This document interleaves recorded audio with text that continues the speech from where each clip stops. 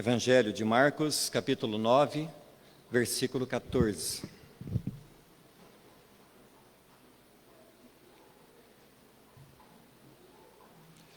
Quando eles se aproximaram dos discípulos, viram numerosa multidão ao redor e que os escribas discutiam com eles. E logo toda a multidão, ao ver Jesus, tomada de surpresa, correu para ele e o saudava. Então ele interpelou os escribas: que é que discutieis com eles? E um dentre a multidão respondeu: Mestre, trouxe-te o meu filho, possesso de um espírito mudo. E este, onde quer que o apanha, lança-o e por terra, e ele espuma e rilha os dentes, e vai definhando. Roguei a teus discípulos que o expelissem, e eles não puderam. Então Jesus disse: Ó geração incrédula, até quando estarei convosco? Até quando vos sofrerei? Trazei-mo. E trouxeram-lhe. Quando ele viu a Jesus, o espírito imediatamente o agitou com violência, e caindo ele por terra, revolvia-se espumando. Perguntou Jesus ao pai do menino: há quanto tempo isto lhe sucede? Desde a infância, respondeu, e muitas vezes o tem lançado no fogo e na água para o matar. Mas se tu podes alguma coisa, tem compaixão de nós e ajuda-nos. Ao que lhe respondeu Jesus: se podes, tudo é possível ao que crê. E imediatamente o pai do menino exclamou com lágrimas: eu creio, ajuda-me na minha falta de fé. Vendo Jesus que a multidão corria, repreendeu o espírito, dizendo-lhe: espírito mudo e surdo, eu te ordeno, sai deste jovem e nunca mais tornes a ele. E ele, clamando e agitando-o muito, saiu, deixando-o como se estivesse morto, a ponto de muitos dizerem: morreu. Mas Jesus, tomando-o pela mão, o ergueu e ele se levantou. Quando entrou em casa, os seus discípulos lhe perguntaram em particular: por que não podemos nós expulsá-lo? Respondeu-lhes: esta casta não pode sair, senão por meio de oração e jejum. Amém. Amado Deus, nós, diante da Tua palavra, nos reclinamos, clamando por misericórdia, Deus. Que na minha insignificância, Senhor, eu não seja um empecilho ao entendimento desta palavra que será dada aos irmãos.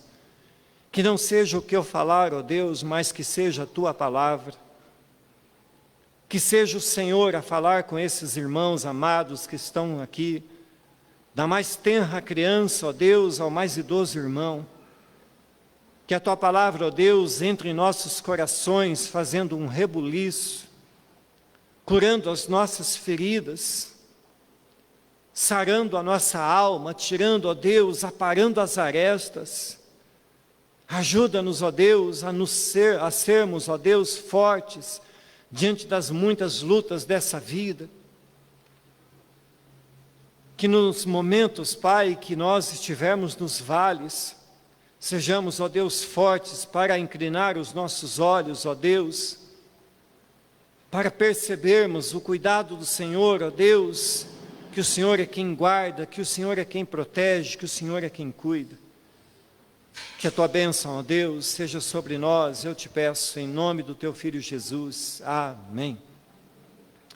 Glória a Deus. Amada igreja, aos amados irmãos que nos visitam, nós estamos numa jornada pelo Evangelho de Marcos, intercalados com outras mensagens, e hoje eu quero então, nesse culto, dar continuidade a esta palavra. Nós estivemos numa outra mensagem falando sobre um momento sobrenatural, uma experiência que Pedro, Tiago e João tiveram na companhia de Jesus no alto do Monte da Transfiguração. Nós vimos que naquele lugar Jesus foi transfigurado diante dos 3 discípulos, os quais viram com seus próprios olhos uma porção da glória de Deus, da glória de Cristo, e junto dele Moisés e Elias. E não bastasse Jesus estar ali transfigurado, a sua glória resplandecente, a presença de Moisés e de Elias, em determinado momento, o próprio Deus Pai se manifesta de uma forma gloriosa, trazendo ali aos discípulos um grande espanto. Mas passado esse momento, Deus saindo daquele lugar, Jesus voltando ao normal, Moisés e Elias também desaparecendo, passado todo esse momento, enquanto eles desciam o monte, Jesus então diz para Pedro, Tiago e João: olha, não falem nada disso que vocês viram, até que eu ressuscite.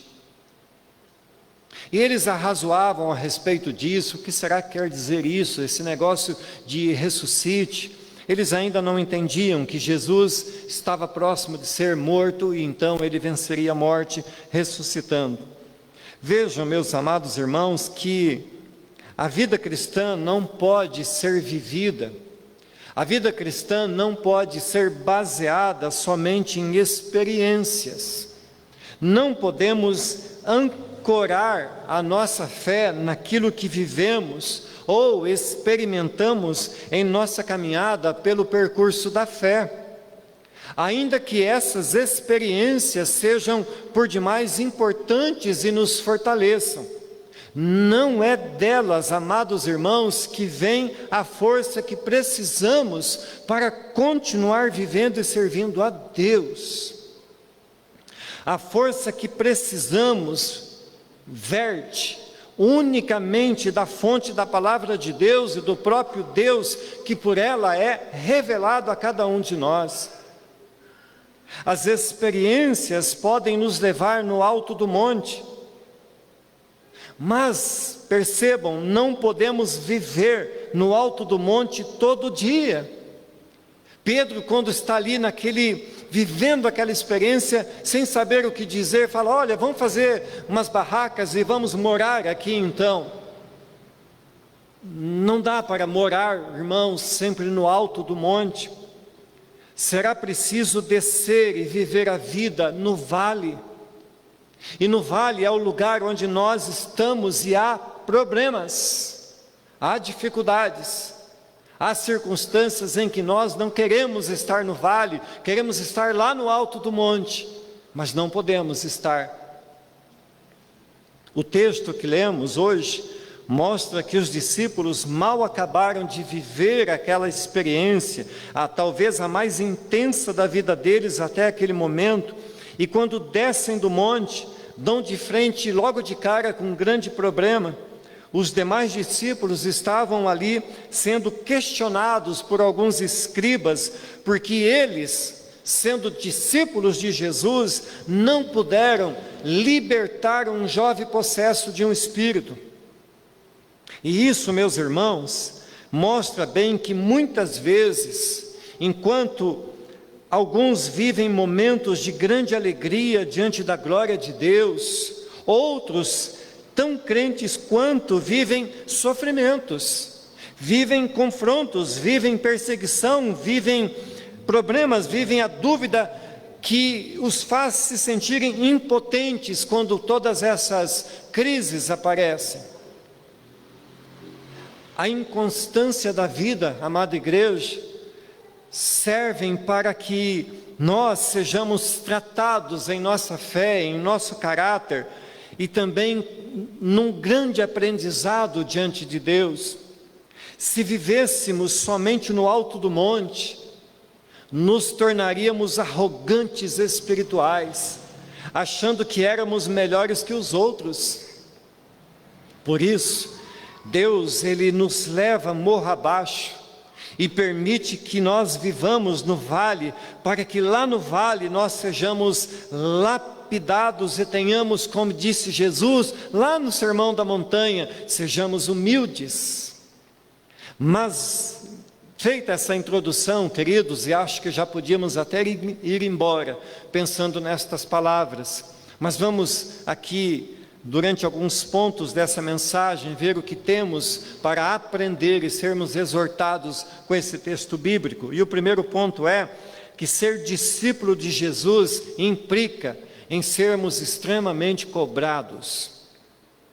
A Bíblia diz que a quem muito é dado, muito será cobrado. Está lá em Lucas 12, 48.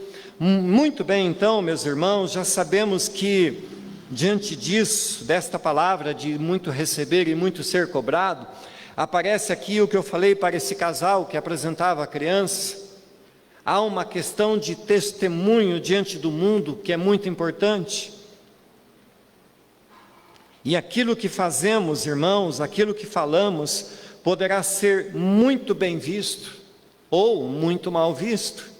Por isso os cristãos pecam muito diante de Deus quando não velam por seu comportamento. Então, no nosso dia a dia, o nosso comportamento, aquilo que fazemos, aquilo que expomos na internet, isso é muito importante para que nós testemunhemos o que é bom e o que é mal. Que sejam melhores coisas da nossa vida, que o mundo perceba, então, irmãos.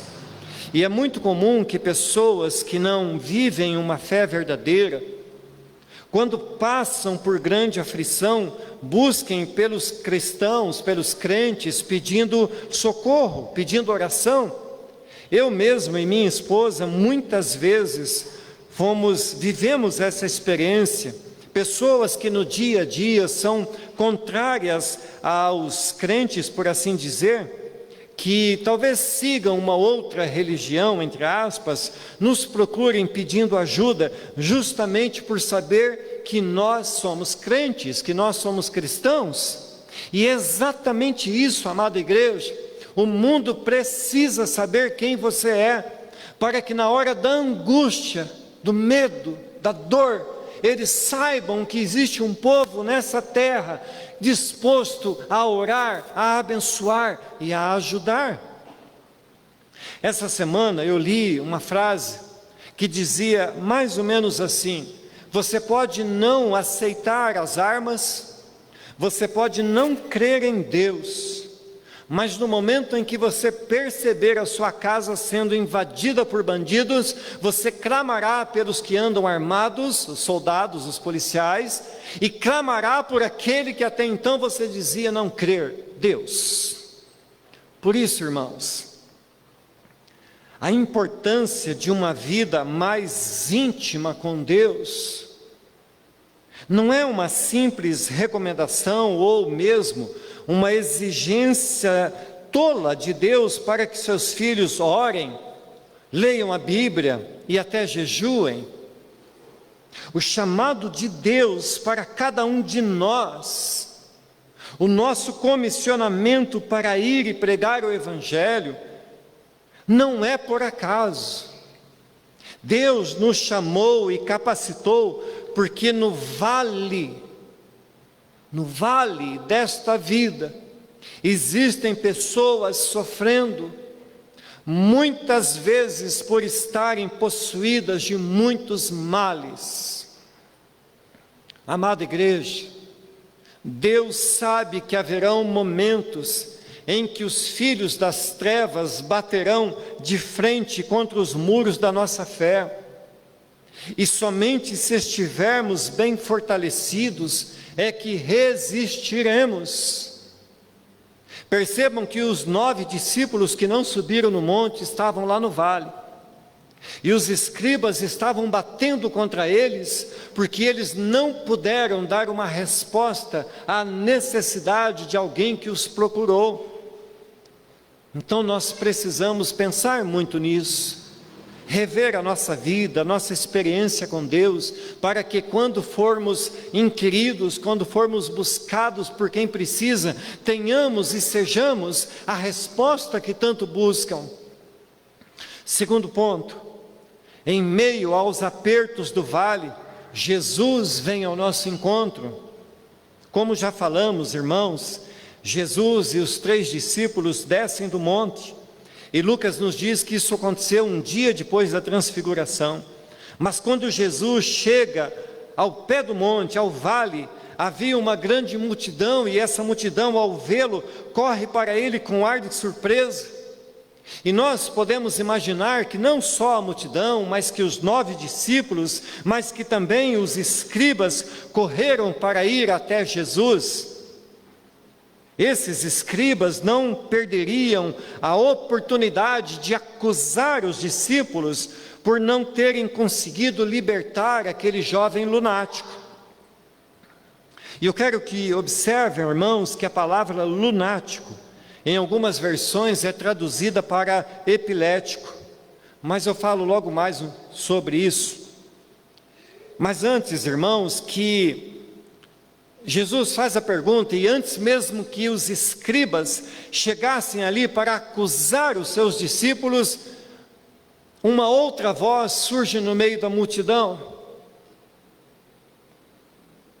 Jesus os interpela, dizendo assim: que é que discutieis com eles?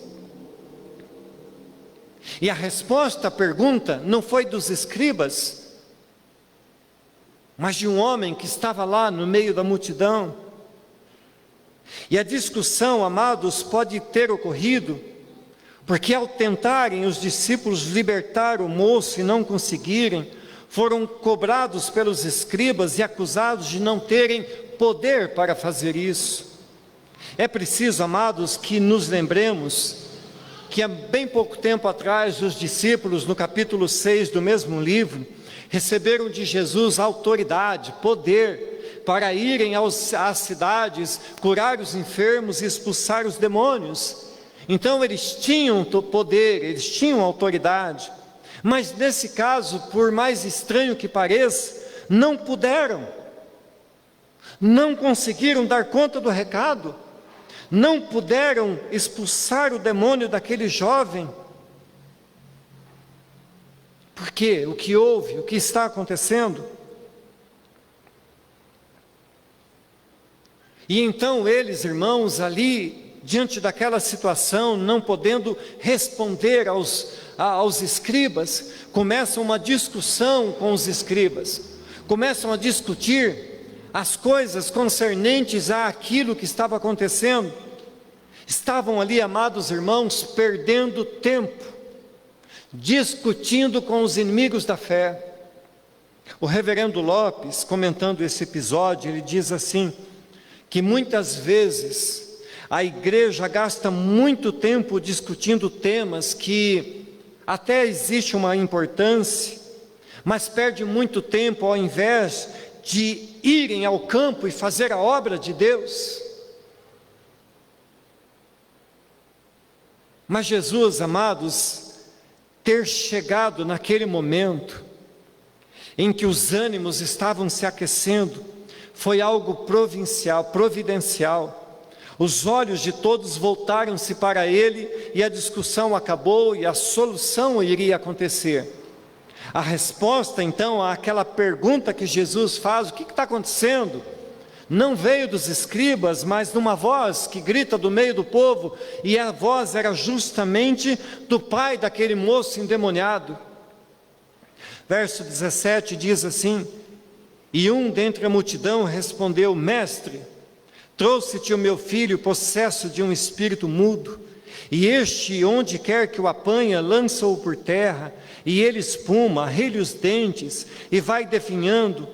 Roguei aos teus discípulos que o expelissem, e eles não puderam.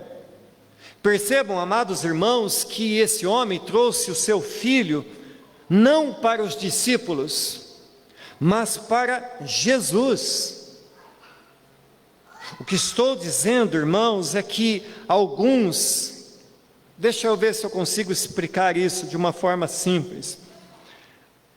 Alguns, por acharem-se mais poderosos, acabam sucumbindo ao pensamento de que eles é que podem fazer tudo acontecer. Buscam pelos holofotes, tanto quanto as moscas buscam pela sujeira.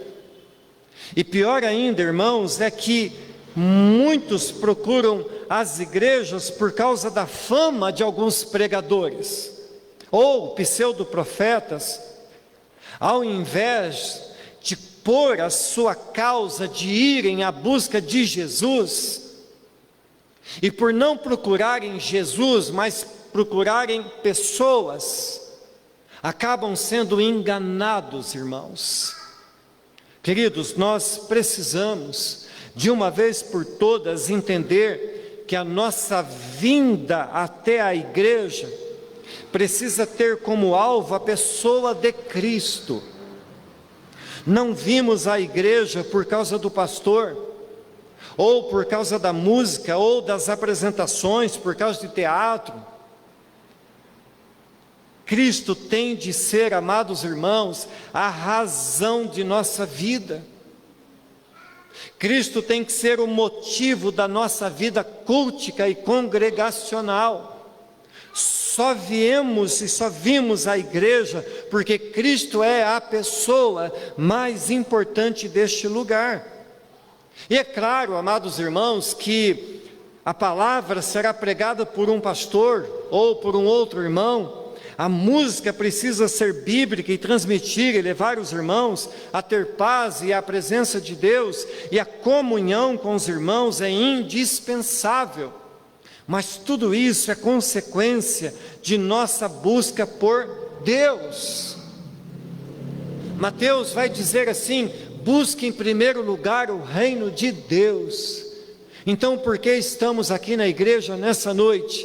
Porque estamos aqui para buscar a Deus. Não, mas eu vim para a apresentação de uma criança. Não, eu vim porque foi convidado. Queridos, vocês vieram porque Deus traçou o seu caminho. Foi Deus quem te trouxe a esse lugar nessa noite.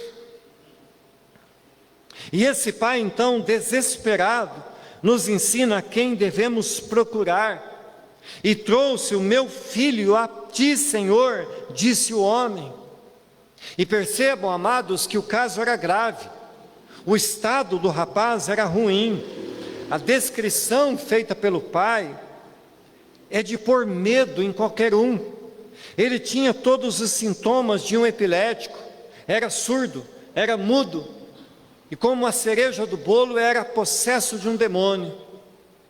Falei ainda há pouco que algumas versões dizem que o moço era epilético. Amada igreja, eu quero que escutem isso. Nem tudo é demônio, nem tudo é doença.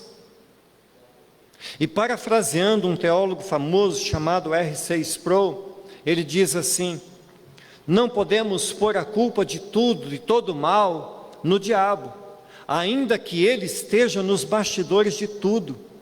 Isso porque o homem sem Deus já possui dentro do seu coração uma porção muito grande de maldade, pela qual pode fazer muitas coisas ruins. Mas nesse caso, diferente do que querem alguns ateus provar, o rapaz era mesmo endemoniado. Claro, irmãos, que não dele ter também uma doença, de ser também epilético, pela qual o demônio se aproveitou para fazê-lo sofrer ainda mais. Mas então, irmãos, surge uma pergunta: por que alguns dizem que não era demônio? Por que aqueles que são inimigos da fé insistem em dizer que esse moço era epilético e não endemoniado? Simplesmente para diminuir o milagre que Jesus realizou. Mas são tolos, porque ainda que não fosse demônio, ainda assim o milagre de curar um epilético por si só já seria algo extremamente grandioso. E depois de descrever a situação do filho, o pobre pai disse: roguei a teus discípulos que o expelissem, e eles não puderam, diz o versículo 18, parte B. Então, amada igreja, nós, de forma em geral, somos muito descuidados com a nossa fé. Somos mais fiéis e firmes da boca para fora do que realmente deveríamos ser na integralidade da nossa vida espiritual. Por exemplo, irmãos, suponhamos que os 9 discípulos que haviam ficado ali no vale, estavam ali contando as suas histórias de quando eles foram enviados por Jesus com poder e autoridade. Então eles chegaram nos vales, nas aldeias, e curavam os enfermos, expulsavam os demônios, e todos então que ali estavam ouvindo as suas histórias, ficavam maravilhados com tudo que falavam. Mas aí surge o pai trazendo o filho possesso, doente, surdo, mudo, e agora tudo que eles estavam ali se falando, vangloriando, precisava ser provado. Escutem isso, amados irmãos, é nessa hora em que percebemos que o pitbull está atrás de nós, e que nós estamos num estado sedentário e não conseguimos correr.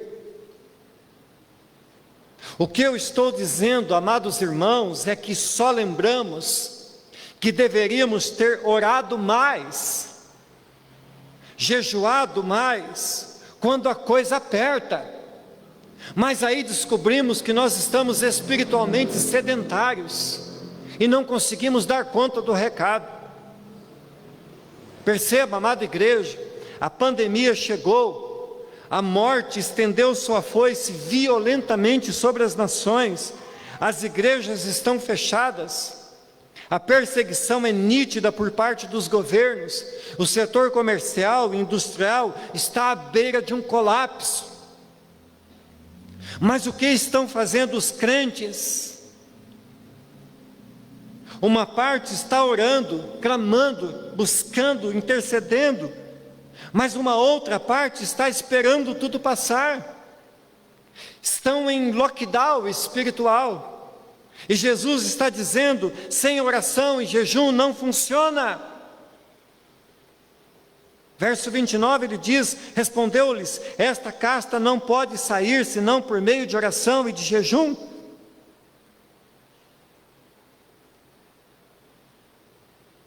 Percebam, amada igreja, a importância da nossa vida espiritual, de estarmos na igreja, de orarmos, de jejuarmos quando é possível, de termos uma intimidade com Deus. Terceiro ponto, Jesus faz uma solene acusação. Verso 19 diz assim, então Jesus lhes disse, ó geração incrédula, até quando estarei convosco? Até quando vos sofrerei? Trazei-mo. As palavras de Jesus foram duras, irmãos, foram pesadas.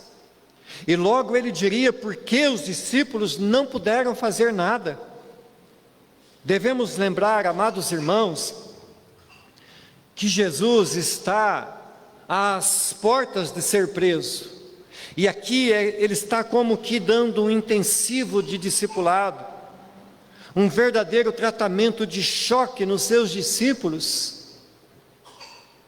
E me perdoem os amados que nos visitam, mas os irmãos aqui da igreja já estão mais acostumados a mensagens assim fortes.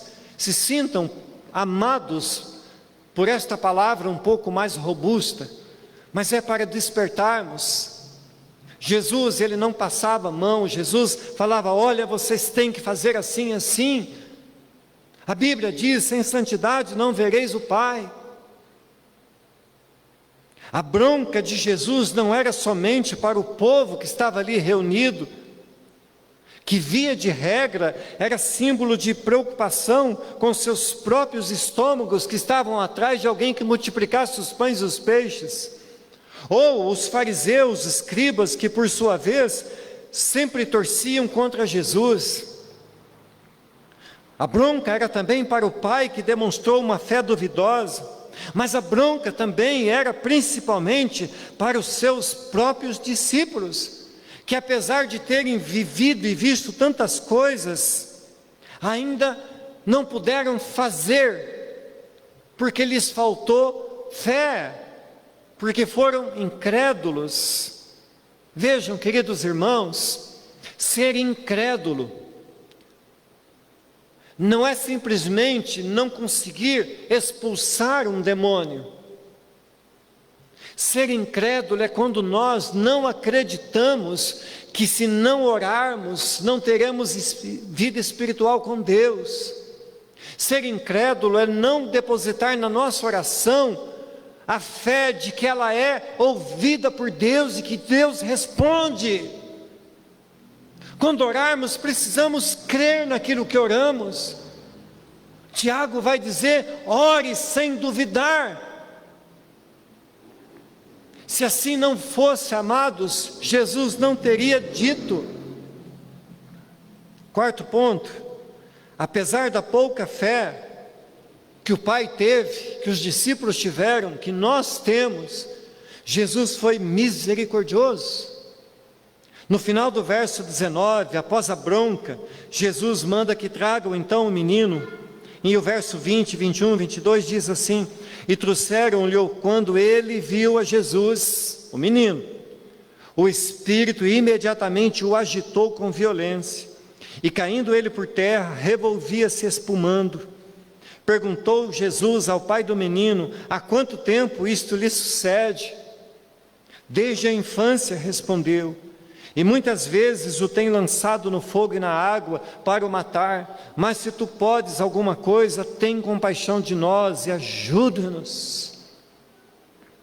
Percebam, meus irmãos, que Jesus demonstra interesse, se posiciona de modo a dar uma resposta ao sofrimento daquele pai e daquele filho.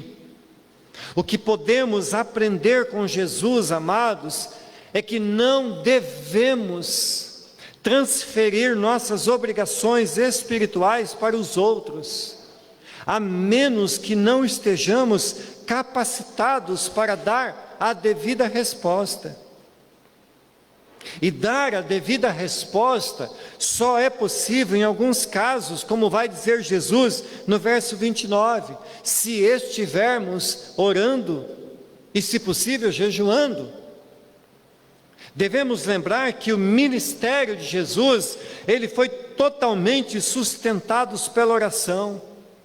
Em todo momento nós vemos Jesus se ausentando, se retirando, indo ao deserto, subindo aos montes, para ter um tempo de oração com seu Pai. Jesus nos está ensinando, amada igreja, que nós devemos gastar, ou melhor dizer, investir mais tempo em oração para ter que gastar mais tempo com os problemas. Oração não pode ser algo que ocupe algum tempo das nossas vidas na hora de dormir, ou um bom dia a Deus na hora que acorda, ou durante as refeições. O apóstolo Paulo está dizendo para nós que devemos orar incessantemente. Mas então está diante dele, daquele moço, o médico dos médicos. E o verso 21 fala: perguntou Jesus ao pai do menino, há quanto tempo ele está assim? Então o pai vai dizer a história. Jesus está interagindo, demonstrando empatia, amor à vida alheia. Certamente aquele homem tinha uma vida, irmãos, extremamente sofrida. Cuidar do filho nessas condições não era algo simples, irmãos. Eu creio que cuidar daquele menino naquela situação era como estar aprisionado numa prisão e ter nessa prisão um verdugo impiedoso. Não havia paz, não havia descanso, não havia sossego. A todo momento o menino era tomado pelo demônio, era lançado ora no fogo, ora na água, na tentativa de matá-lo. Os pais que aqui estão e têm filhos pequenos, e tem muitos, sabem o cuidado que precisa, o tempo que demanda cuidar de uma criança. Imaginem vocês, uma criança, um rapaz, com tantos problemas quanto esse. E assim, amados, como nós fazemos diante do médico, pedindo se tem cura para a doença. O pai então fala para Jesus: se tu podes alguma coisa, tem compaixão de nós e ajuda-nos. E no desespero deste homem percebemos que mesmo estando ele diante de Jesus, ele não tinha certeza da sua fé, ele não cria totalmente, porque ele tinha acabado de trazer o seu filho àqueles que eram discípulos e eles não puderam fazer nada. Meus irmãos, quando falhamos naquilo que nos compete fazer para glorificar a Deus, estamos fazendo com que as pessoas duvidem de Deus. Tem uma música que o Jean canta de vez em quando aqui na igreja, que diz assim: nele eu posso confiar.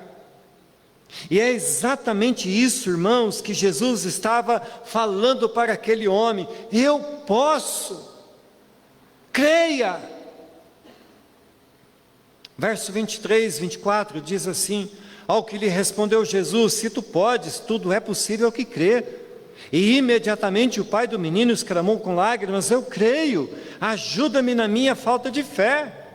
Pronto, amados, estava diante de Jesus um crente incrédulo, mas que confessava a sua falta de fé. E é isso, irmãos, não podemos fingir uma fé super fé. Precisamos reconhecer que muitas vezes nós temos uma fé que não é lá uma fé tão forte. Precisamos reconhecer e clamar a Deus, e clamar por sua misericórdia e por sua ajuda.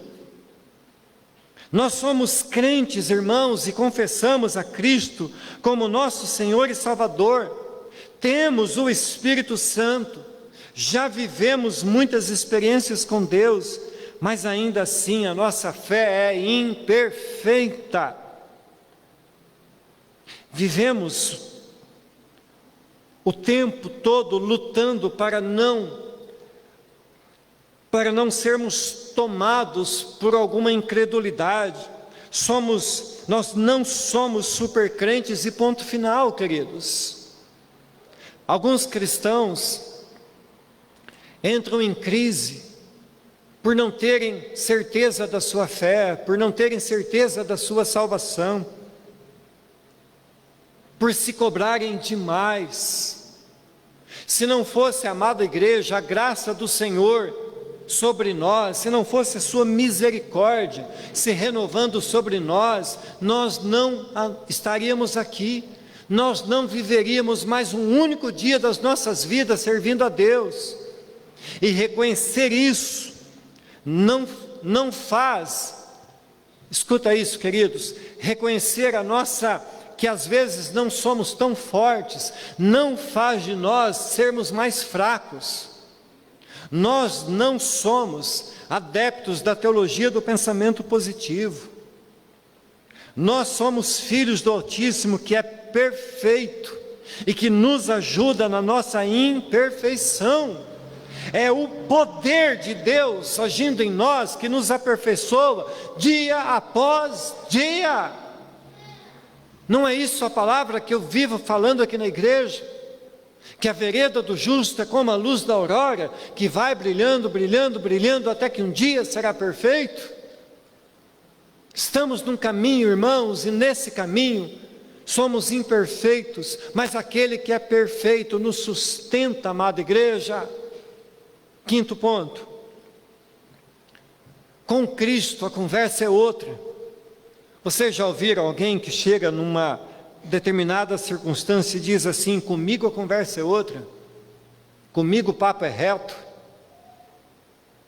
Com Jesus, irmãos, não tem meia conversa, pois o demônio, ele pega aquele moço e põe o demônio para correr e ainda diz: não volte mais. A última palavra, irmãos, sempre é de Deus.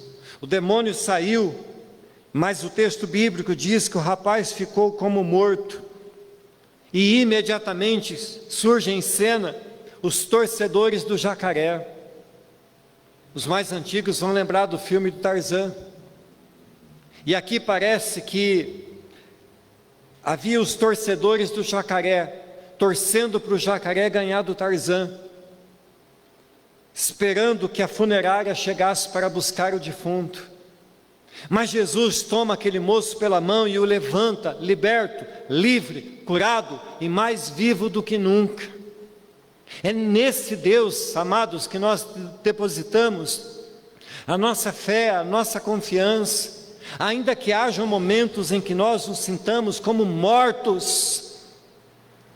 Mas aquele que pode, aquele que nos toma pela mão e nos levanta. A Bíblia diz que o cair é do homem, mas o levantar é de Deus. E esta, meus irmãos, é a obra de Deus em cada um de nós. Ele veio ao nosso encontro, nos achou num estado deplorável, nos curou, nos libertou e nos tomou pela mão. No passado, queridos, Deus nos salvou do pecado que nos condenava. Agora, no presente, Deus está nos salvando do poder do pecado que é contra nós. No futuro de glória, Deus nos salvará da presença do pecado e viveremos para o Senhor na glória eterna. Amém, queridos? Para concluir, eu creio, irmãos, que a mais simples, a mais sucinta aplicação desse texto seja para que todos nós entendamos que o mundo espiritual não é um faz de conta. Precisamos estar atentos, preparados, despertos e prontos para agir quando o momento for necessário. Recebemos muito e pelo muito somos cobrados. O muito, irmãos, diz respeito a tudo que Deus nos deu, nos tem dado, à salvação. Nós estávamos fadados à condenação, e para todo sempre nós estaríamos longe da presença de Deus, mas a Bíblia vai dizer que Ele tanto nos amou, enviando o Seu próprio Filho, para que nós, buscados por Ele, tivéssemos então fé, para crer nesse Filho, e crendo nesse Filho fôssemos salvos. Querida igreja, o mundo precisa olhar para nós e ver que nós não somos uma geração de incrédulos, mas uma geração de gente que crê, que brilha e que faz reluzir a glória de Deus.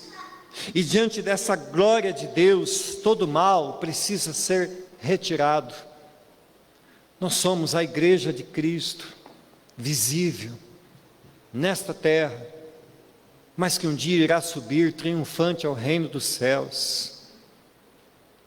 Portanto, queridos, saiam daqui dessa igreja nessa noite, com seus corações transbordantes de alegria, por causa da palavra de Deus, porque esta palavra, irmãos, que às vezes parece tão dura, mas ela é totalmente sustentada pelo amor de Deus, que alcança os nossos corações e corrige os nossos caminhos, que mostra para nós o certo e o errado, nos ensina a andar pelo caminho certo.